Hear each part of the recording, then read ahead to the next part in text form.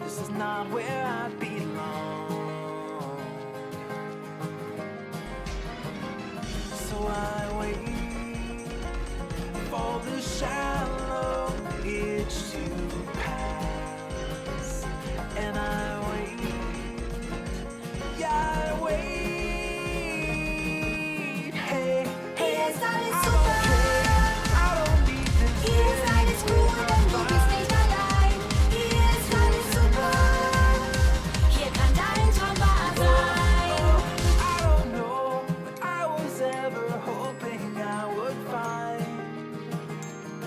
but it's time for me to leave this all behind.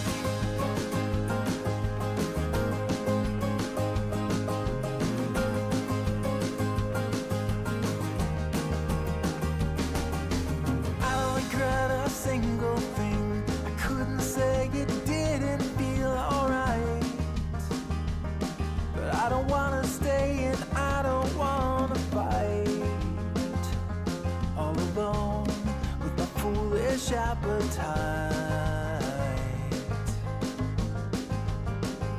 So I wait for the shallow itch to pass, and I wait, yeah, I wait. Hey, hey, I'm okay. I don't need this anyway. I'm fine. It's yours and mine. Whoa, oh, I don't know what I was ever hoping I would find, but it's time for me to leave this all behind. I don't have the heart to give away to you again. I don't have the stomach for it. No one ever wins. We had our fun, but I have sung this song to you before. Here's my last refrain. Hey, hey, I'm okay. I don't need this anyway. I'm fine. It's yours and mine. Oh, oh, I don't know what I was ever hoping I would find, but it's time for me to leave this all behind. Hey, hey, I'm okay. I do not need this anyway. I'm fine. It's yours and mine.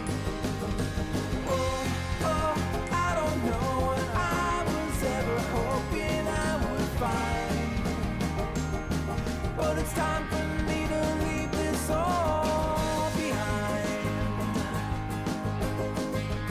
Leave it all behind.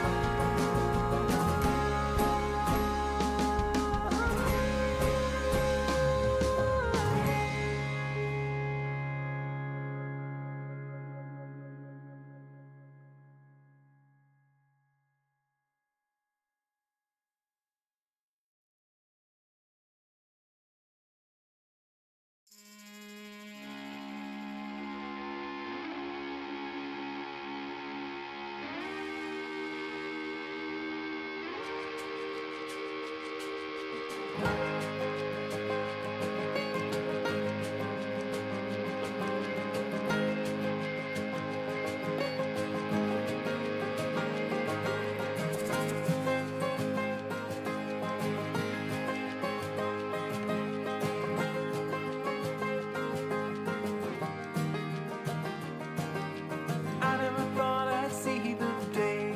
I thought that I had finally moved along, and I had let you go so long ago, so long. This is not where I belong. So I wait for the shallow itch to pass, and I wait, yeah, I wait.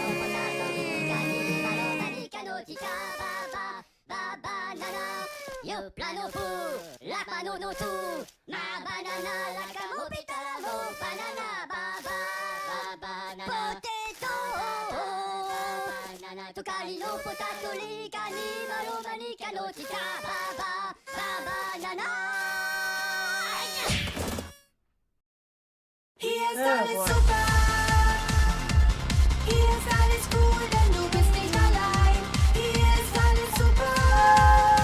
Hier kann dein Traum wahr sein.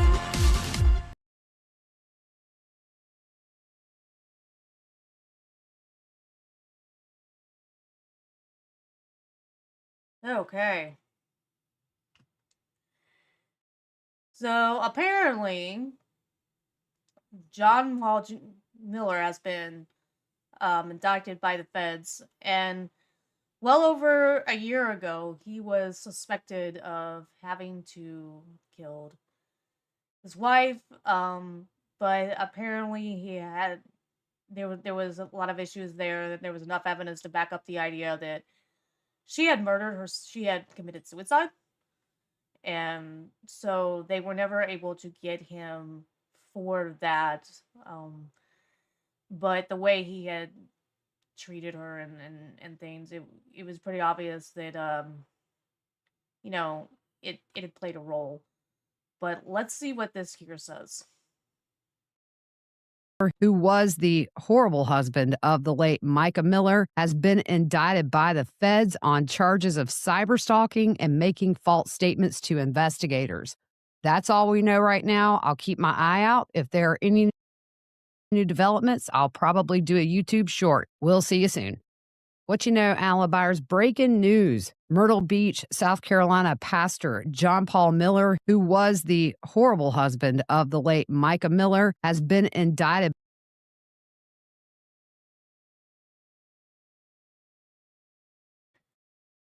So as far as I know, Jared is the only person that's really done anything on this.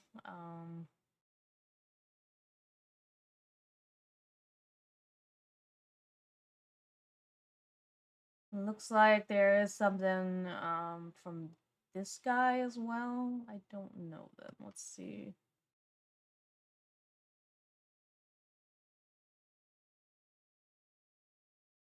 You guys, it's been a minute since we talked about Pastor John Paul Miller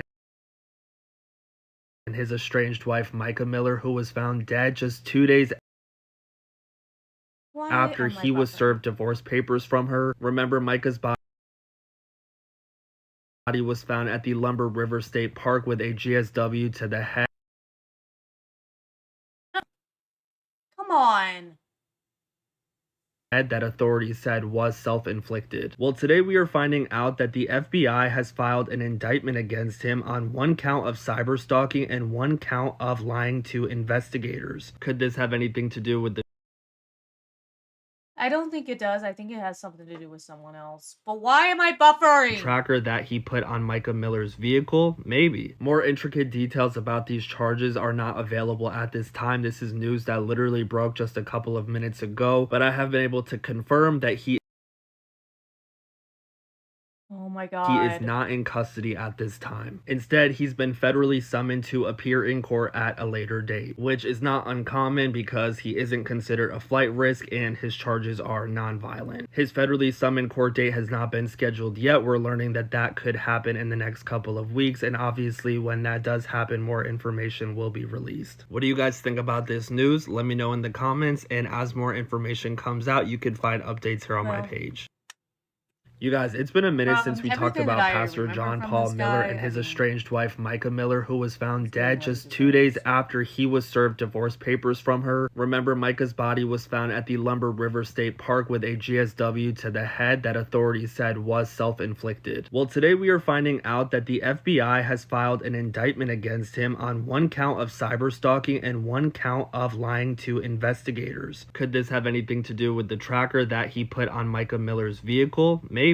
More intricate details about these charges are not available at this time. This is news that literally broke just a couple of minutes ago, but I have been able to confirm that he is not in custody at this time. Instead, he's been federally summoned to appear in court at a later date, which is not uncommon because he isn't considered a flight risk and his And it was just one of those things basically that unfortunately for her supporters, you really couldn't prove apparently that he murdered her, you know.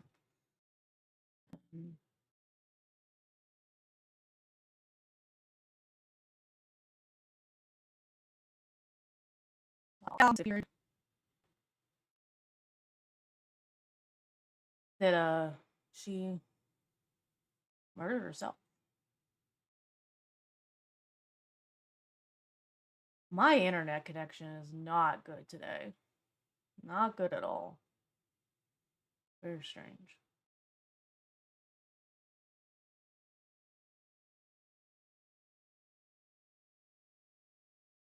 In fact, it might even say at one point that I'm offline. Very strange.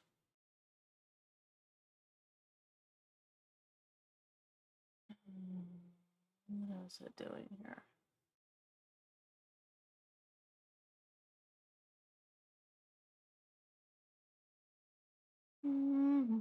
It's not even looking at the right thing here.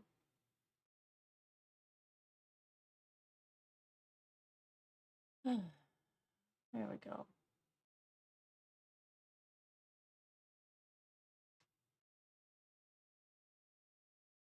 All right, now we're at the right thing.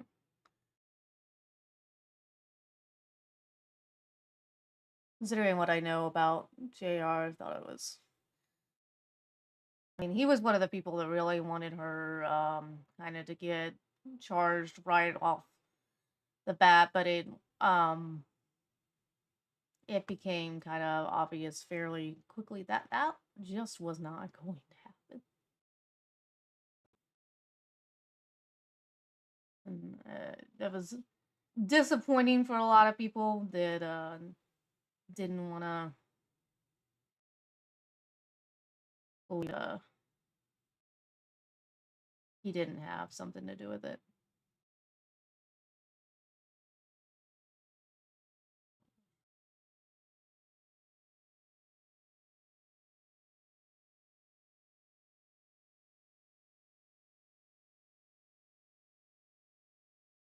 That's what I'm saying right now. Okay, I think I figured out what the issue is here.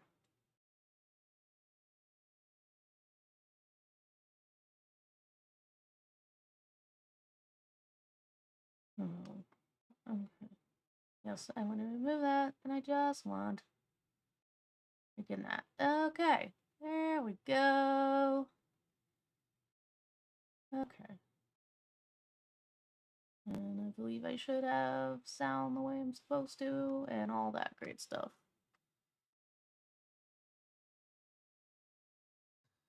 Let's see here, because apparently RFK Jr. is making an announcement.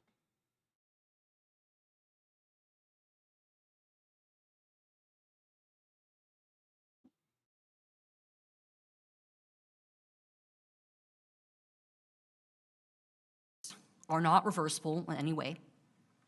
We don't know how they are going. Let's see how long. Hold on. Yeah, let's go back to the beginning here.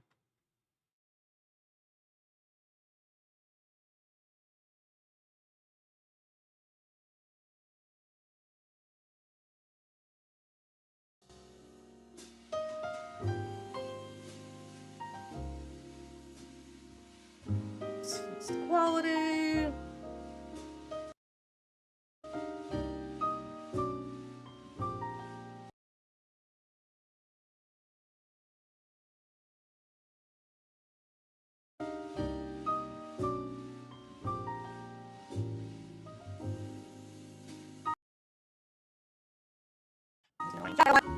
We don't care about the chat. I don't understand why I always have a hard time just getting rid of this fucking chat. I don't want you. Go away.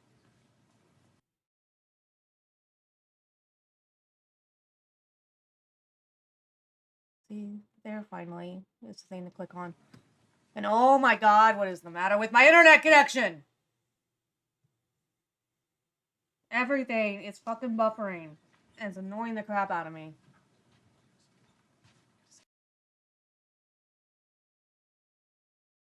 I don't know what to do.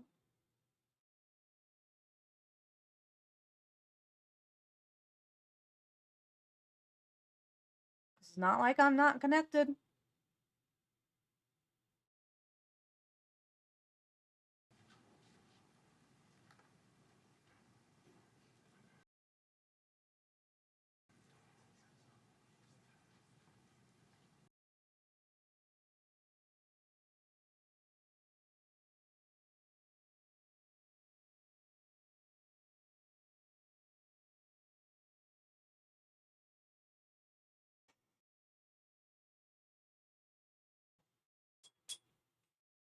Is it mad that I haven't paid it yet?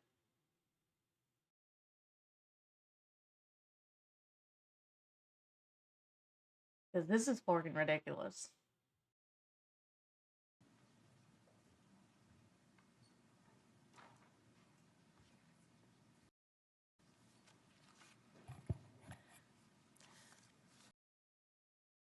Welcome and thank you for being here today.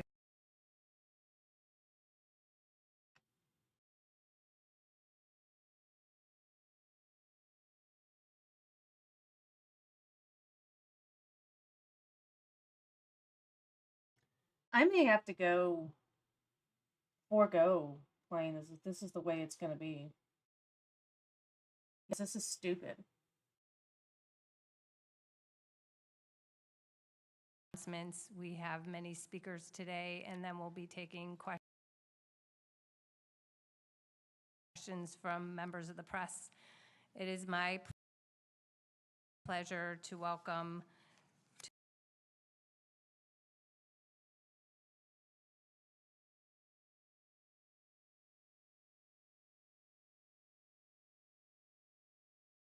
I don't understand any of this. Nothing I'm trying to play wants to fucking play. This is ridiculous.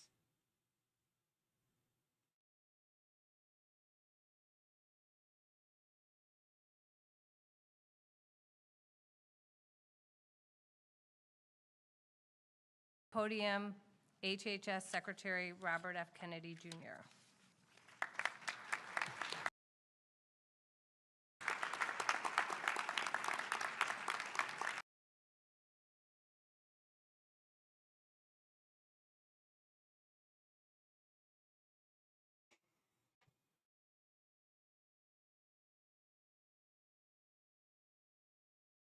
I'm really pissed right now. Because I should not be doing this.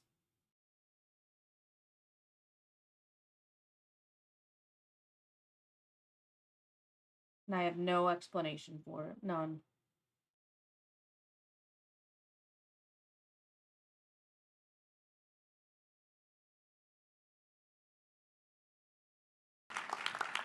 Good morning, everybody.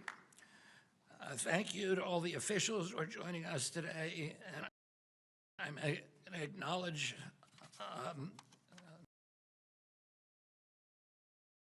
many of you by name.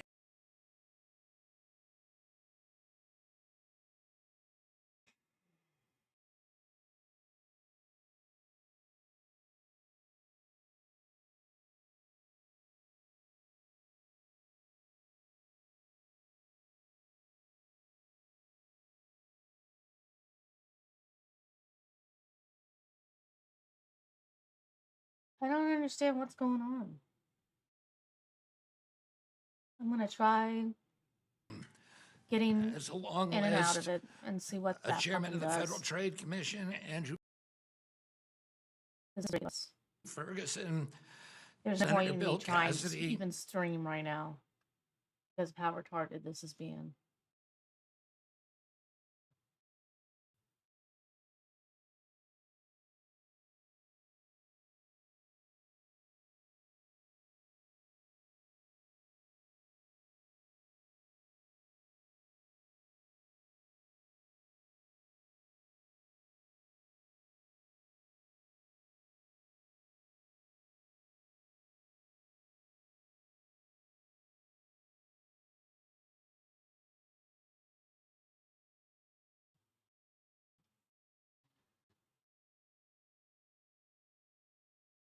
I'm not even sure that I'm seeing assurances that this is going to be any better.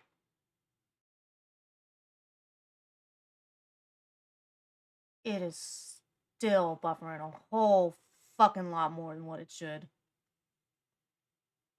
And everything is being slow.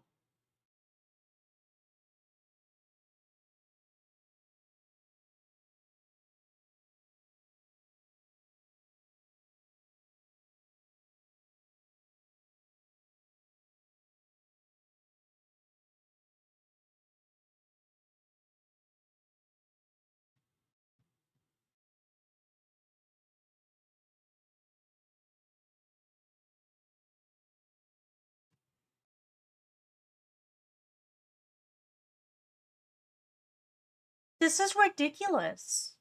I don't understand what's going on.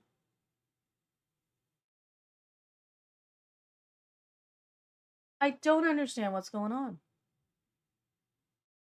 I don't understand why everything is buffering so fucking much.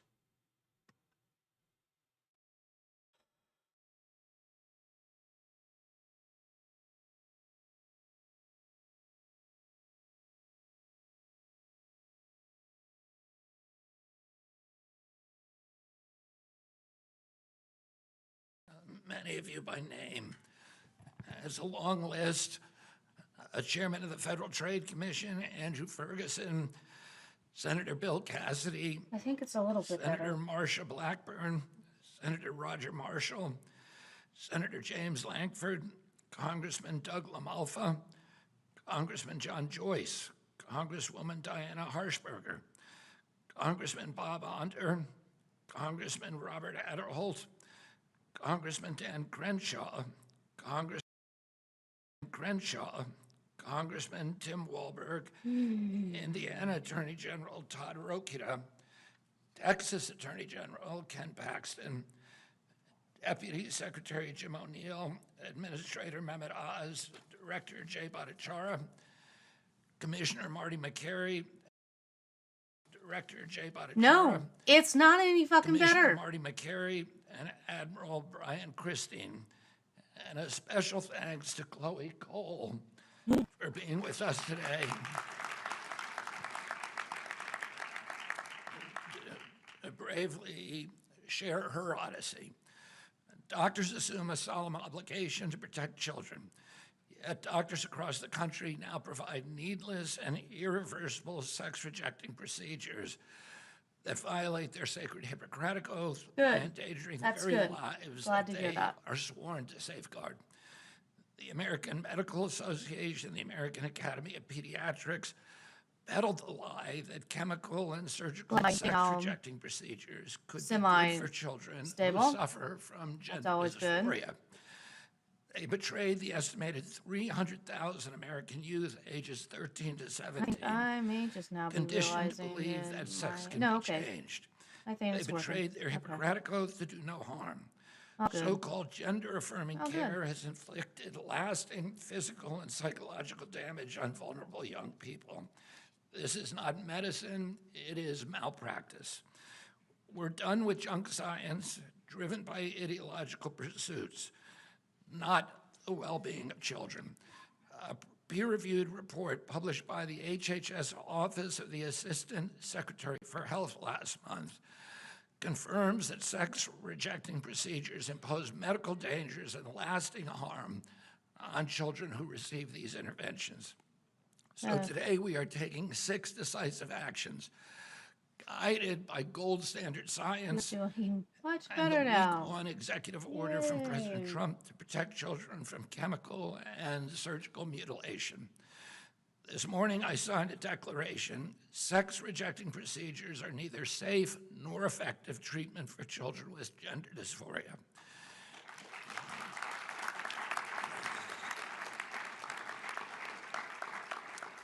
These Celebrate the fact procedures that we're fail not to be buffering nearly as much. by standards of care. Good. Medical professionals or entities providing sex-rejecting procedures to children are out of compliance with these standards of healthcare.